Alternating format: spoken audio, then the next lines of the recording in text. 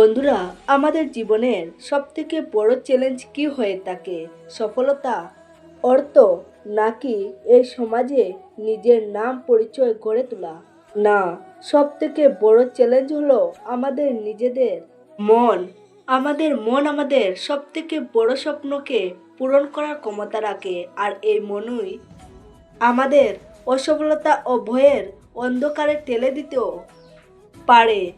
আমরা দিন রাত ভাবতে থাকি, যদি এমনটা হয় তাহলে কি হবে? যদি আমি অসফল হয়ে পড়ি তাহলে লোকেরা আমার ব্যাপারে কি ভাববে? এই বিচার আমাদের ভেতর থেকে দুর্বল করে দেয়। আপনি কি কখনো ভেবেছেন যে আমাদের বিচার আমাদেরকে নিয়ন্ত্রণ কেন করে? আমরা কি আমাদের বিচারকে নিয়ন্ত্রণ করতে পারবো না? এমন কি কোনো উপায় আছে যাতে করে আমরা এই অস্থিরতাকে, মনের এই বকবকানিকে বন্ধ করতে পারি? আজ আমি আপনাদের এমন একটি কাহিনী শোনাতে যাচ্ছি যেটা না শুধুমাত্র এই প্রশ্নের উত্তর দেবে, এর সঙ্গে সঙ্গে আপনাকে নিজের জীবনে মানসিক শান্তি এবং নতুন সফলতার নতুন দিশাও দেখাবে। তো আসুন কাহিনীটি শুরু করা যাক। এক নগরে এক যুবক থাকত যার নাম ছিল মোহন। তাকে দেখে তো অনেক চালাক ও পরিশ্রমী বলে মনে হতো, কিন্তু তার মনের মধ্যে সবসময় বিচারের তুফান চলতেই থাকতো। তার সবথেকে বড় সমস্যা এটা ছিল যে সে তার বিচারকে নিয়ন্ত্রণ করতে পারতো না। তার মন সবসময় বিভ্রান্ত হয়ে থাকতো। তার মনের মধ্যে সবসময় কোনো না কোনো নেতিবাচক বিচার তার চলতেই থাকতো। তার মনের বকবকানি কখনোই শান্ত হতো না। সে ভাবতো একটা, আর তার দ্বারা হয়ে পড়তো অন্য একটা। কখনো সে নিজের অতীতের ব্যাপারে ভাবতো যে যদি ওই পদক্ষেপটি নিয়ে নিতাম তাহলে আজ আমার জীবন বদলে যেত। কিংবা সে এটা ভাবতে থাকতো, সে যদি ভবিষ্যতে কোনো খারাপ কিছু হয়ে যায় তাহলে আমার কি হবে? এইভাবে অনেক বেশি নেতিবাচক এবং অসফলতায় ভরে থাকা বিচার তার মনের মধ্যে আসতে থাকে। মোহন সবসময় নিজের বিচারের মধ্যে হারিয়ে থাকতো। সে নিজের এই বিচার থেকে মুক্তি পেতে চাইছিল। মন এটা চাইছিল যে তার মনের মধ্যে যেন কোনো ফালতু বিচার না আসে, কিন্তু তার চাওয়াতে কোনো কিছু এসে যায় না, কারণ তার মনের মধ্যে বিচারের পাহাড় সবসময় ভেঙে পড়তে থাকে। এরপর একদিন সে তার এই সমস্যায় বিভ্রান্ত হয়ে নিজের নগর থেকে দূরে একটি জঙ্গলের মধ্যে চলে যায়। সেখানে সে একটি খুবই শান্ত এবং স্থির বুদ্ধিসম্পন্ন একজন সন্ন্যাসী দেখা পায়। সেই মোহন সেখানে গিয়ে নিজের জীবনের সমস্ত ঘটনা তাকে খুলে বলে। মোহন বলা শুরু করে, হে গুরুদেব, ছোটবেলায় আমি খুবই নির্ভীক ছিলাম। যে কোনো কাজ আমি খুব সহজেই করে ফেলতাম। না আমি তার পরিণামের ব্যাপারে ভাবতাম, আর না এটা ভাবতাম যে যদি আমি এই কাজটা করি তাহলে লোকেরা কি ভাববে। কিন্তু কয়েক বছর আগে আর্থিকভাবে মজবুত হওয়ার জন্য আমি কিছু অর্থ বাড়ির লোকদের থেকে নিয়ে একটি নতুন কাজ শুরু করার কথা ভাবি। ওই কাজের ব্যাপারে আমাকে সবাই উপদেশ দেয় যে এই কাজে বেশি লাভ হবে না, তোমার ক্ষতি ক্ষতি হতে পারে। আমার বাড়ির লোকেরাও আমাকে বুঝায়, কিন্তু আমি নিজের কথায় টিকে থাকি আর আমি ওই কাজকে করতে চাই। এরপর যখন আমি জেদ ধরি তখন বাড়ির লোকেরা আমাকে কিছু অর্থ দিয়ে দেয়, আর ওই অর্থ দিয়ে আমি ওই কাজটি শুরু করি। কিন্তু দুর্ভাগ্যবশত ওই কাজের মধ্যে আমার অনেক ক্ষতি হয়ে যায়। আমার সমস্ত অর্থ শেষ হয়ে যায়। আমি আগের থেকেই চিন্তিত ছিলাম। তারপর আবার আমার ঘরের লোকেরাও আমাকে বলতে শুরু করে দিয়েছিল যে আমরা তোমাকে আগেই মানা করেছিলাম, কিন্তু তুমি আমাদের কোনো কথা শুনুনি। এখন নিজের কর্ম নিজেই ভোগ করো। এই ঘটনা আমার জীবনে এমন একটি ঘটনা হয়ে ওঠে যেটা আমার জীবনকে সম্পূর্ণভাবে পরিবর্তন করে দেয়। এখন যে কাজই আমি করার জন্য ভাবি সেটাতেই আমার মনের মধ্যে একটি ভয় ঢুকে যায়। হয় আমি এটা ভাবি যে লোক কি বলবে যদি আমি অসফল হয়ে পড়ি, তাহলে আমার বাড়ির লোকেরা আমাকে অপমান করবে না তো? এই ধরনের বিচারের জন্য আমি কোনো কাজই শুরু করতে পারি না। আমি আমি খুবই চিন্তিত হয়ে পড়েছি। আমি সমস্ত বিচার থেকে মুক্তি পেতে চাই। প্রত্যেক দিন আমার মনের মধ্যে হাজার হাজার নেতিবাচক বিচার চলতেই তাকে অনেকক্ষণ পর আমি অনুভব করতে পারি যে আমি কি করতে চলেছি। আর যখন এই অনুভব হয় তখন অনেক দেরি হয়ে যায়, আর আবার এই প্রক্রিয়া চলতেই থাকে। এই কথা শুনে ওই সন্ন্যাসী মোহনকে বলেন যে যে কোনো সমস্যার সমাধান তখনই বের করা যেতে পারে যখন আমরা ওই সমস্যার গোড়া পর্যন্ত পৌঁছাতে পারি, ওই সমস্যাকে ঠিকভাবে জানতে পারি। এরপর ওই সন্ন্যাসী বলেন যে মনকে তুমি কালি করতে চাও, তুমি কি ওই মনকে কখনোই একটু বোঝার চেষ্টা করেছো? এটা শুনে মোহন বলে, হে গুরুদেব, আমি নিজের মনকে অনেক জানার চেষ্টা করেছি, কিন্তু আমি যতই এই ব্যাপারে জানার চেষ্টা করি আমার মন ততই রহস্যময় হয়ে পড়ে। এটা শুনে ওই সন্ন্যাসী ওই সময় মোহনকে একটি মাটির কলসি দিয়ে বলেন যে যাও, এই কলসির মধ্যে ছোট ছোট পাথর ভর্তি করে নিয়ে এসো। এরপর ওই যুবক সেখান থেকে যায় এবং ওই কলসির মধ্যে ছোট ছোট পাথর ভর্তি করে ওই সন্ন্যাসীর কাছে নিয়ে এসে হাজির হয়।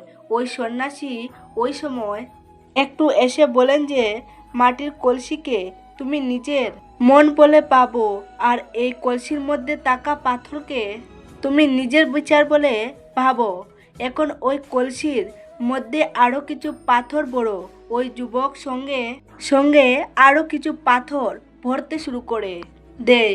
যেহেতু ওই কলসিটি আগের থেকেই ভরেছিল, তাই কয়েকটি পাথর দেওয়ার পর বাকি সমস্ত পাথর নিচে পড়ে যায়।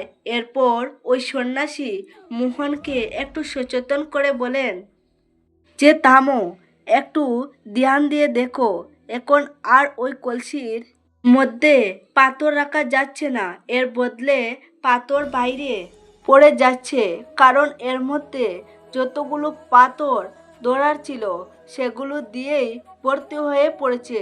এখন এর মধ্যে আর পাথর ধরবে না।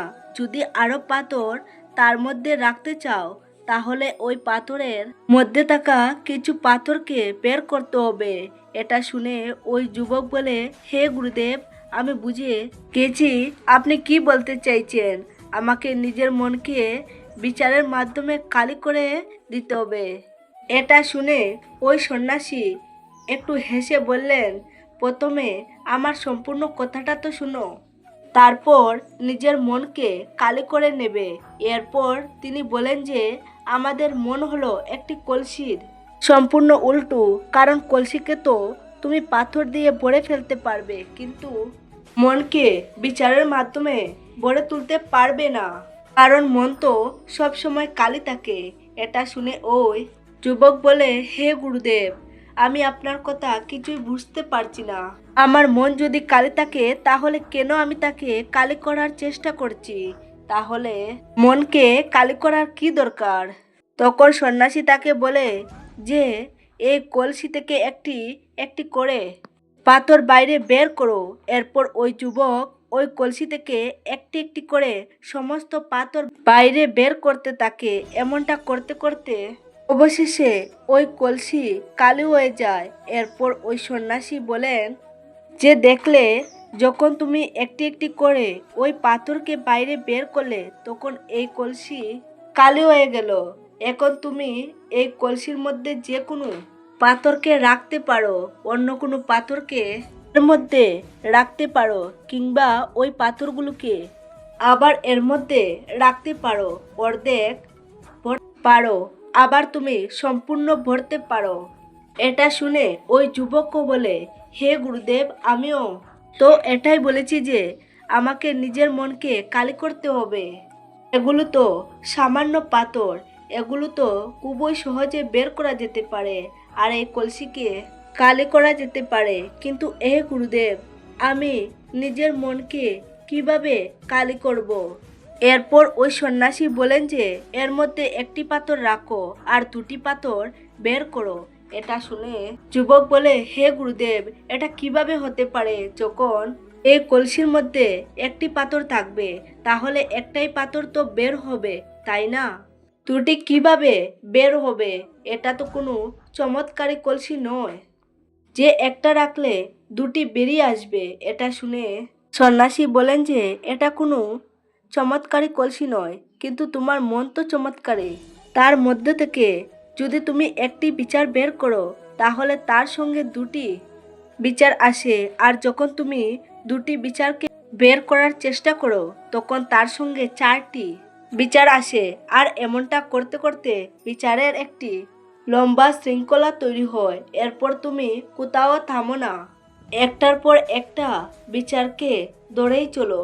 এই মাটির কলসি তো ভরে যাবে, কিন্তু তোমার মন কখনোই ভরে উঠবে না। সেটা তো সবসময় কালি, সে নিজে থেকে কোনো কিছু কালি করতে পারে না। এটা হলো মনের মধ্যে একটা মায়া, সমস্ত কিছুই আছে কিন্তু তবুও মনে হয় যেন কিছুই নেই। এটা শুনে ওই যুবক বলে, গুরুদেব, আমি আপনার কথা বুঝতে পারছি, কিন্তু আমি কি সারা জীবন নিজের বিচারের জালের মধ্যে ফেসে থাকবো? এই মনের মায়া জাল থেকে বের হওয়ার কি কোনো রাস্তা নেই? এটা শুনে ভিক্ষুক বলেন, যেই মাটির পাত্রের অর্ধে পাথর দিয়ে ভরে দাও। ওই যুবক এমনটাই করে। এরপর তিনি বলেন যে এখন এই পাথরগুলির মধ্যে কোনো একটি পাথরকে চিহ্নিত করো, আর ওই পাথরটির একটি ছোট মূর্তি তৈরি করে আমাকে দাও। আমি জানি যে তুমি একটি খুবই ভালো শিল্পী, তুমি একটি ভালো কারিগর। মোহন একটি পাথর বের করে এবং ওই সন্ন্যাসীর সামনে ওই পাথরটিকে খোদাই করতে শুরু করে। পাথরটিকে খোদাই করার সময় তার এটা মনে হয় যে এই পাথরটি ভালো নয়। এরপর সে অন্য একটি পাথর ওই কলসি থেকে বের করে, কিন্তু তার ওই পাথরটিও পছন্দ হয় না। এরপর সে তৃতীয় একটি পাথর বের করে, আর তার এই তৃতীয় পাথরটিও পছন্দ হয় না। এইভাবে সে সমস্ত পাথরগুলিকে ওই কলসি থেকে বের করে ফেলে। ওই যুবককে ওই সমস্ত কিছু করতে ওই সন্ন্যাসী খুবই ধ্যান দিয়ে দেখছিলেন।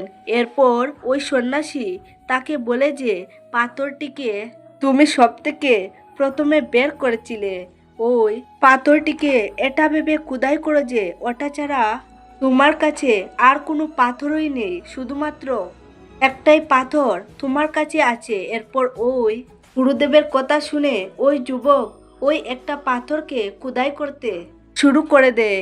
এরপর সে ওই পাথরটিকে একটি খুবই সুন্দর মূর্তির আকার দিয়ে দেয়, আর ওই মূর্তিটি ওই সন্ন্যাসীকে উপহার দিয়ে বলে, এই পাথরটি দিয়ে এত সুন্দর একটা মূর্তি তৈরি হতে পারে, এটা আমি কখনোই ভাবতে পারিনি।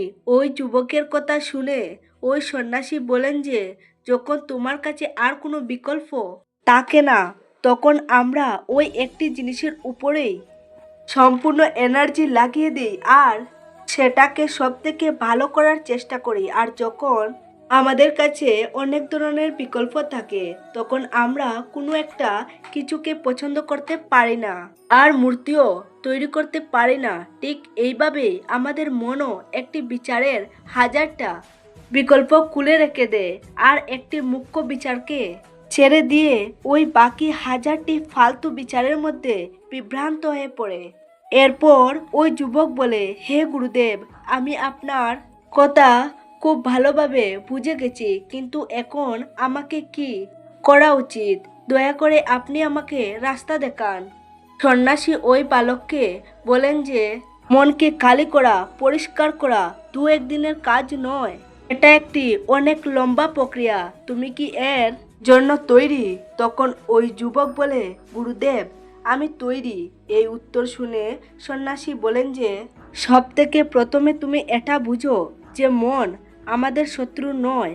আমাদের মন থেকে কোনো জিনিস বের করার দরকার নেই, এই খেয়ালেই বের করে দাও যে তোমাকে নিজের মন কালি করতে হবে। তুমি যতই নিজের বিচারকে কালি করার চেষ্টা করবে, বিচার ততই শক্তিশালী হয়ে তোমাকে আক্রমণ করবে। ধ্যান রাখবে, মন হলো একটি বাচ্চার মতো। যদি আমরা বাচ্চাদের থেকে কোনো একটি জিনিস লুকিয়ে রাখার চেষ্টা করি, বাচ্চারা ওই জিনিসটাই পাওয়ার জেদ করে তার ব্যাপারেই ভাবতে থাকে। ঠিক এইভাবেই যে বিচারই আমরা নিজেদের মন থেকে বের করার চেষ্টা করি, এরপর আমাদের মন ওই বিচারের আশেপাশে ঘোরাঘুরি করতে থাকে। এরপর আমরা ওই বিচারের মধ্যে ধীরে ধীরে ফেসে চলি, আর অবশেষে আমরা ওই বিচারকে নিজেদের মন থেকে বের করতে পারি না। এর বিপরীতে আমরা ওই বিচারকে নিজেদের মনের মধ্যে আরো বেশি জায়গা দিয়ে ফেলি। একটি কথা সবসময় মাথায় রাখবে, যদি কোনো বিচার তোমার মনের মধ্যে আসে, তাহলে তাকে আসতে দাও এবং তাকে যেতে দাও। সেটা নিয়ে বেশি মাতামাতি করবে না, তাকে নিয়ে বেশি ভাববে না। শুধুমাত্র এটা বুঝবে যে ওই বিচার এসেছিল এবং চলে গেছে, তুমি শুধুমাত্র এর সাক্ষী ছিলে। আর যখন তোমার মনের মধ্যে সাক্ষী ভাব উৎপন্ন হতে থাকে, তখন তুমি শুধুমাত্র সেটাই দেখতে থাকো। আর যতই তুমি সেটা দেখবে, ততই তোমার মনের মধ্যে থেকে বিচার কালি হতে শুরু করবে। দেখতে দেখতে তুমি বুঝতে পারবে যে একদিন তোমার মন, তোমার হৃদয় বিচার শূন্য হয়ে পড়েছে। কারণ দেখা মাত্রই ওই বিচারের নিরর্থকতা আমরা বুঝতে পেরে যাই। এরপর ওই সন্ন্যাসী বলেন যে যখন তুমি কোনো ভাঙ্গা রাস্তার মধ্যে দিয়ে চলো, তখন কি তুমি ওই রাস্তার গর্তগুলিকে মেরামত করে চলো? তাই না? তুমি ওই গর্তগুলিকে এড়িয়ে সোজা ওই রাস্তাটির উপর নিজের দৃষ্টি রেখে সামনের দিকে এগিয়ে যাও। আর এর সঙ্গে, রাস্তার সঙ্গে তোমার কোনো মতলবই থাকে না। তুমি এগিয়ে যাও আর রাস্তা এবং ওই গর্ত দুটোই পেছনে রয়ে যায়।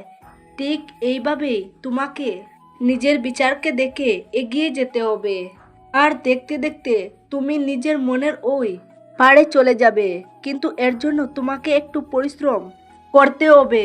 তোমাকে ধ্যানের মধ্যে বসতে হবে আর নিজের বিচারকে সাক্ষী ভাবনার সঙ্গে দেখতে হবে।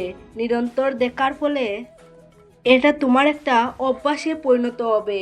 এরপর যখনই তোমাকে অনেক ধরনের বিচার বিভ্রান্ত করতে থাকবে, তখন তোমাকে শারীরিক অভ্যাস করতে হবে। আর যতই তুমি শারীরিক অভ্যাস করবে, ততই তোমার নানান বিচার তোমার মন থেকে মুক্ত হতে শুরু করবে। এইভাবে তোমার মন ধীরে ধীরে বিচার শূন্য হয়ে পড়বে। তো বন্ধুরা, তো আজ এই পর্যন্ত। আপনাদের কেমন লাগলো অবশ্যই কমেন্টে জানাবেন। ভালো থাকবেন, সুস্থ থাকবেন। নমস্কার, ধন্যবাদ।